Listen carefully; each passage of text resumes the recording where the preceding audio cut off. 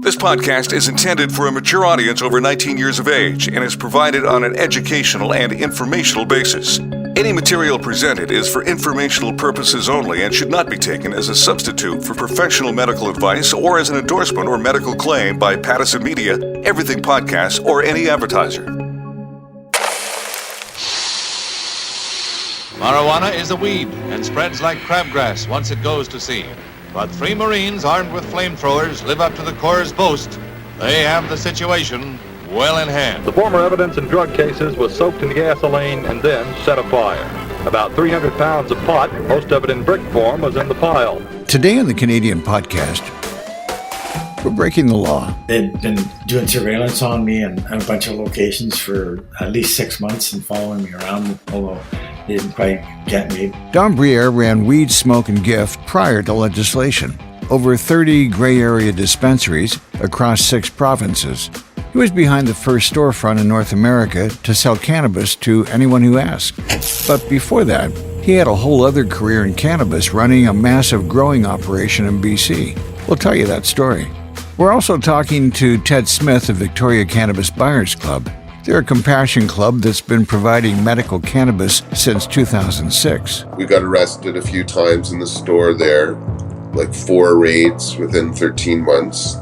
And we just kept reopening after every raid, and we beat, so far, every single charge laid against us in court with one argument or another. It was their court case that led to medical edibles being widely available. But that's all after the latest pot news.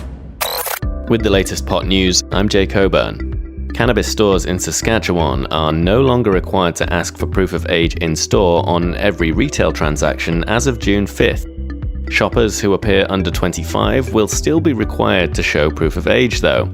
This is a part of several changes brought in by the Saskatchewan Liquor and Gaming Authority, loosening requirements for cannabis retailers.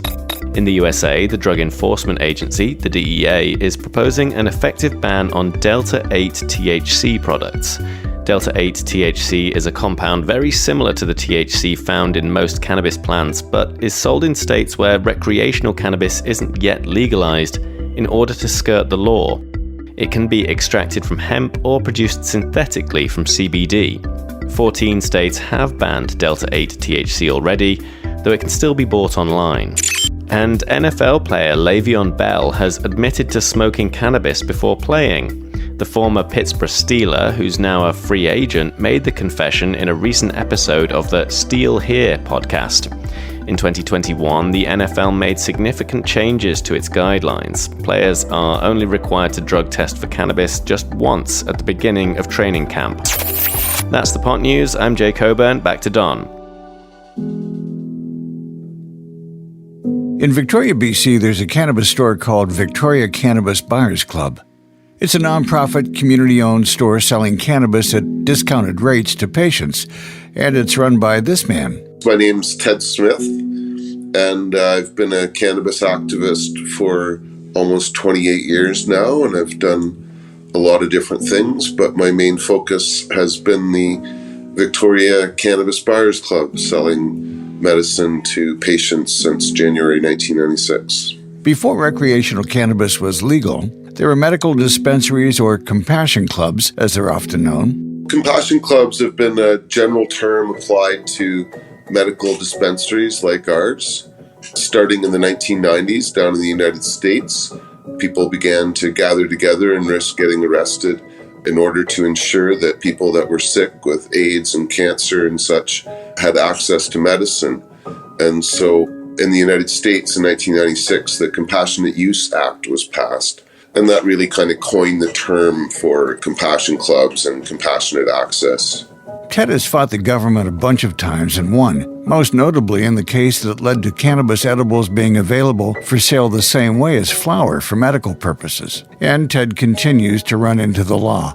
Police still raid the Compassion Club for not complying with regulations. He's actually filed a lawsuit against the province of British Columbia. We can't really talk about the lawsuit until it's finished, but we can talk about his previous cases and the store itself. It started when I met a baker who made cannabis cookies and brownies and sobs and such. She helped me meet a number of AIDS patients that were using her medicines, and that really convinced me of the need. I was actually living in a van at the time. I got a pager and a pamphlet and just started to do deliveries to people here in town.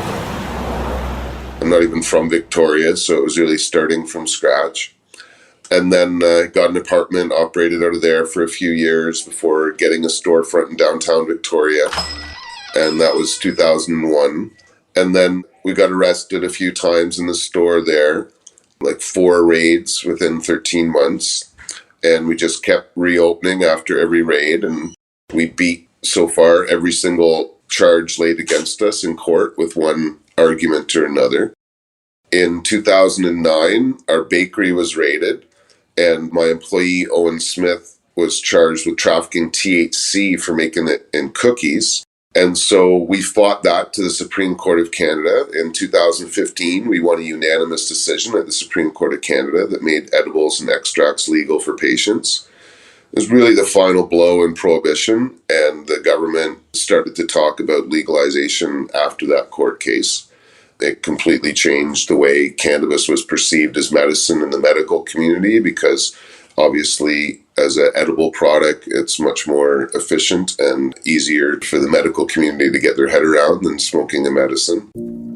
Do you sell the products, or do you provide them at a very below market value? Like, you have a patient coming in for the first time. How does that work? Okay, so say a patient comes in with a proof that they've been diagnosed with cancer. It doesn't have to say anything about cannabis to have their constitutional rights invoked. As soon as they have confirmation of a diagnosis of a serious medical problem, then they can get a membership. And so we do rely upon a medical professional to diagnose a person. There's a few different types of professionals we accept. But once they have that documentation, we do intensive sign-up where we go through our rules and how we work a little, but we also show them the over 80 products or 90 products that we have available to them. A lot of topicals, like 15 or 16 kinds of capsules. There's a lot of options, a lot of CBD options for people. And we show them everything, whether they need it then or not, because it's their introduction to the club, and they may need it later, but they also may know somebody else that would need one of our products that they didn't think of before, like suppositories, for example, isn't something that people typically come in for. But we've got 6 different types of suppositories that are very medicinal and a lot of CBD suppositories. So, it can open people's eyes up to the possibilities in the sign up. But yeah, once they sign up, then they can purchase. We do sell everything that we have here. We give away a little bit in some donation programs, but we typically can't afford that much because we keep our prices as close to cost as we can, as opposed to most businesses that will mark it up 50% or greater. Our markup rate is typically 25 to 30%, just basically enough to keep the doors open. We do our very best to make everything we sell as affordable as possible. And part of how we do that is actually we have our own kitchen. So we make our own capsules and cookies and topicals and stuff in-house. So we're not, paying people that are trying to profit off it along the way. We don't make everything in-house, but as much as possible. I'm curious about the case that you took all the way to the Supreme Court and you legalized the edibles. Can you tell me more about that? I was really keen to challenge those laws because in the earlier raids in the club, I had learned that while cannabis marijuana was made illegal, THC, in fact, remained illegal, and cannabis resin was illegal as well, which seemed absurd. And so I was anxious to challenge those laws. And so when Owen was arrested in 2009, for me, I saw it as a huge opportunity for us. So I picked Dr. David Pate as our expert witness. He's done a lot of work for large companies like JW Pharmaceuticals. He's essentially as much of a witness for Health Canada as he is us with all the work he's done in laboratories. And so he was able to do a very convincing job in front of the judge that stood to the Supreme Court of Canada, where he was saying things like making cannabis legal but THC illegal would be like making maple tree legal, but if a leaf fell off, then somehow that leaf would be illegal. And God forbid you made maple syrup, because that's like pure maple. It just helped the judge understand how absurd it was. There's a lot of impacts along the way. So when we won our lower court decision in 2012, the police took the decision to the Canada Revenue Agency and said, look, we're not going to be able to arrest this guy anymore, but you should go get your taxes. And so when it came out into the local newspaper that I was now paying my taxes and being fully compliant with Revenue Canada, and that seemed to be okay with the authorities as long as I was only selling for medical purposes. Well, that was actually the green light on people opening up dispensaries here in Victoria and Vancouver and other parts of the country, because it was clear that there was this gap in law that Health Canada wasn't providing access to. When the city of Vancouver and Victoria started to license dispensaries for medical purposes, one of the main reasons they cited was our ongoing court case. Even though we hadn't got to the Supreme Court of Canada yet, it was very clear that there was a huge gap in Health Canada's programs that needed to be filled. The explosion in dispensaries was in large part because of the case that was developing starting in 2012. By the time we got to the Supreme Court of Canada in 2015, there were hundreds of dispensaries across Canada that were supplying all of these products with the protection of the courts. It was very fascinating, though, getting in front of the Supreme Justices in Ottawa to hear Health Canada try and argue that smoking was the only safe, effective way to use cannabis as medicine. They were just about laughed out of the courtroom by these judges. The last one comment was from the Chief Justice, who said something to the effect of, why don't you just stick with points that are relevant and just shut the Crown down? That had a huge impact, because not only did it impact the medical marijuana community, and patients and doctors started to look at the full range of options available, but in Bay Street in Toronto, they started to crunch the numbers, and they're like, there's all these value-added products to cannabis. It's not just bud to smoke. You can make all these things out of it. There's a huge potential industry there, not just for medical patients, but recreational. And so it really was not only one of the last straws in the ability to enforce the law, but it also really changed a lot of people's minds as to how cannabis can be used and what the opportunities were as a result of that. That was Ted Smith, founder of Victoria Cannabis Buyers Club.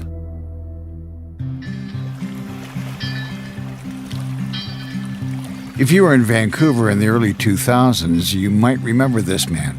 My name is Don Briere. I've been a grower for 11 years. I made the news when they busted me because we had such a large grow op. Don has made the news more than just once.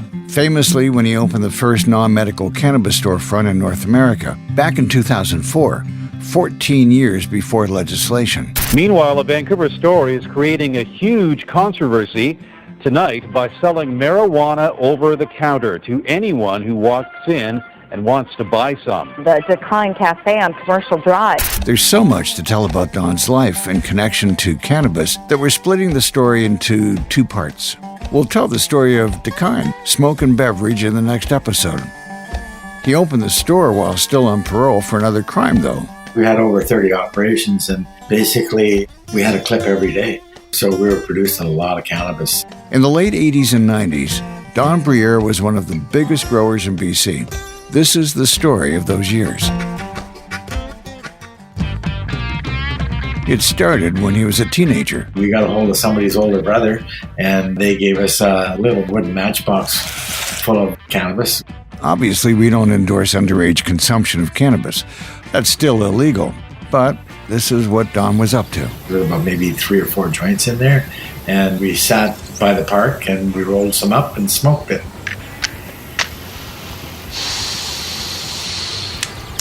And it was popping and crackling because it was full of seeds and everything else. It was amazing. We really liked it. It was hard to get. We didn't get much of it. Don's been smoking weed for over 50 years, but he didn't immediately get into the industry, if you could call it that at the time. He started out as a logger and a steelworker before a motorcycle accident put an end to those careers. So he got into the alcohol industry. I was involved in that for 10 years, and it was something that I didn't like doing. It was a night shift thing and just on and on. So I got into cannabis because I've been consuming cannabis for many years, right? And I just started with a couple of light bulbs in my friend's basement growing some weed. It was a learning process, and there wasn't a lot of ways to find out how to grow. There were some books around, so we got a hold of them. We fumbled our way through there and just started growing weed. We were reasonably successful. People wanted more and more. Don's fledgling business quickly outgrew his friend's basement. They started picking up more properties with their profits. Soon they were growing pot in detached houses, basements, and warehouses all around southern British Columbia. The operation grew in size and in numbers. After about 6 weeks, it started to look like it's harvest time.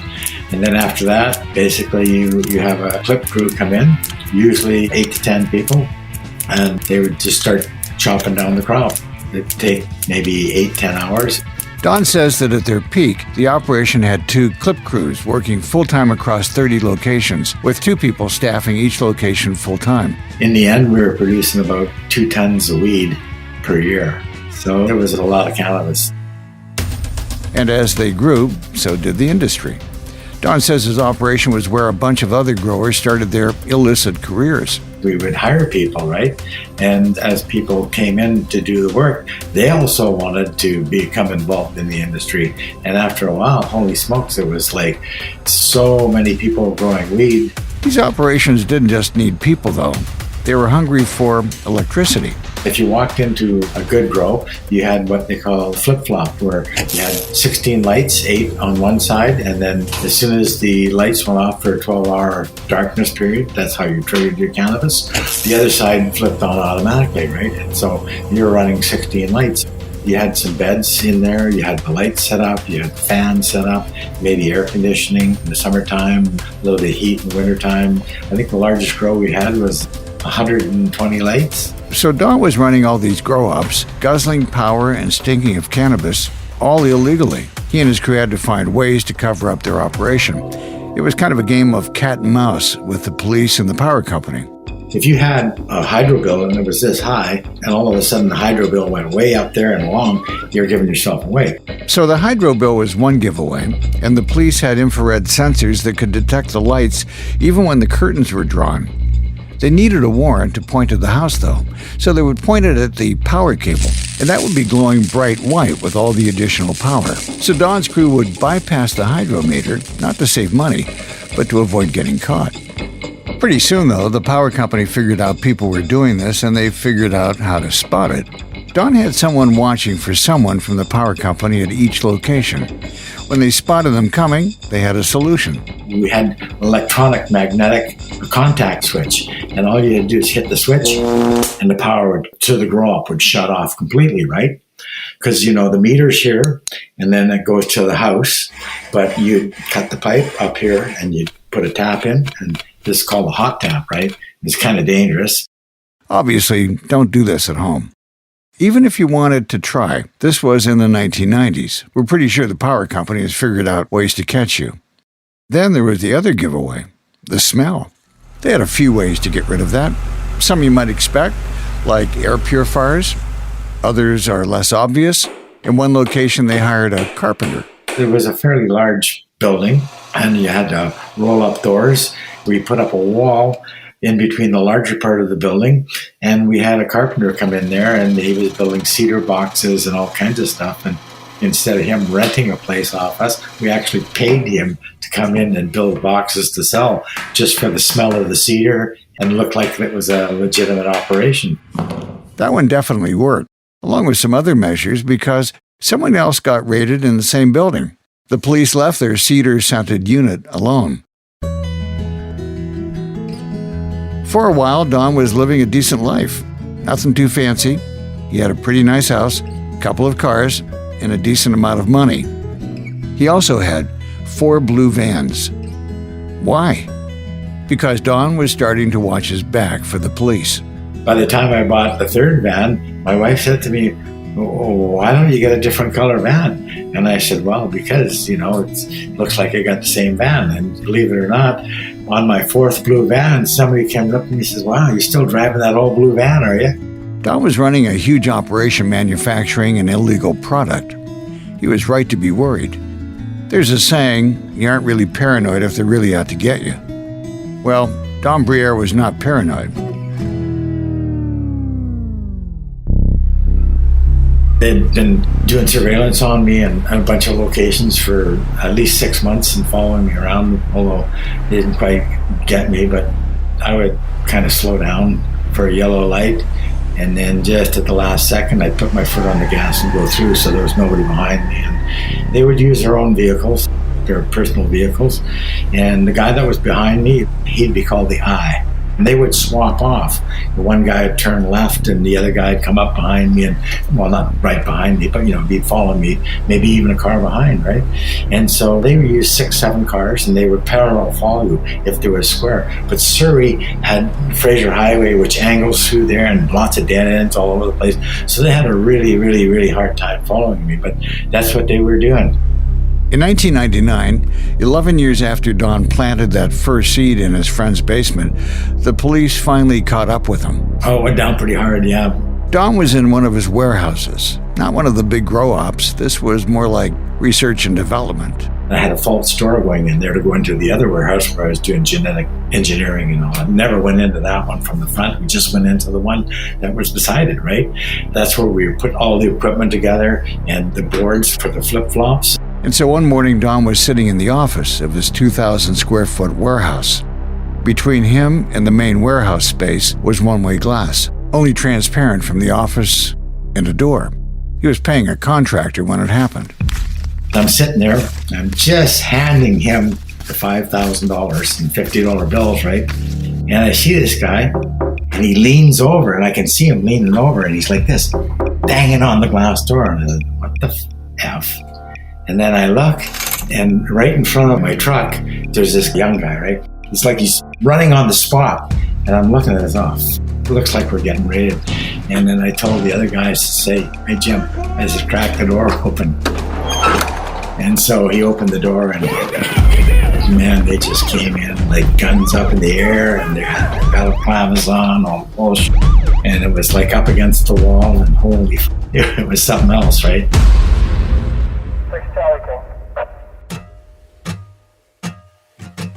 Don says they were taken to a lockup in Surrey. They kept us in throughout the weekend. We were in front of a justice of the peace, and the justice of the peace said, no, we're not letting these guys out. So they kept us in until we went to court. There wasn't a whole load of cannabis in the warehouse, but there was more than enough. They used my forklift to load all the shit up, and then they took my forklift. Later on, when I was rearrested, I seen my forklift in the basement of the police RCMP station there. They kept my forklift there and they were using it for whatever, I don't know. It was pretty funny. Well, not that funny. Don was sentenced to 5 years in prison. He served a third of that before he got out on parole. And that's where we'll pick up the story next month. In the next episode of the Canadian Potcast, the next stage of Don Briere's career. We didn't understand why they would be going after us when there was so much other stuff out there. We were just peaceful pot people, really. Kine Smoke and Beverage, the first storefront in North America to sell cannabis to anyone who asked. I hope you can join us for the next episode of the Canadian Podcast. Hit the subscribe or follow button to make sure you do. And while you wait for the next episode, be sure to go to westernbuzz.ca. The Canadian Podcast is an Everything Podcast production in partnership with Pattison Media. The opinions expressed in this podcast are not necessarily the views of the podcast team or our partners. This show is intended for a 19-plus audience. Thanks to our team, Creative Director Cliff Dumas, Showrunner Karen Habashi, Senior Writer Jay Coburn, and our sound engineer is John Massacre. I'm Don Schaefer. Thanks for listening to this episode of the Canadian Podcast, the authority on cannabis in Canada. Another Everything Podcast production. Visit everythingpodcast.com. Subscribe wherever you get your podcast.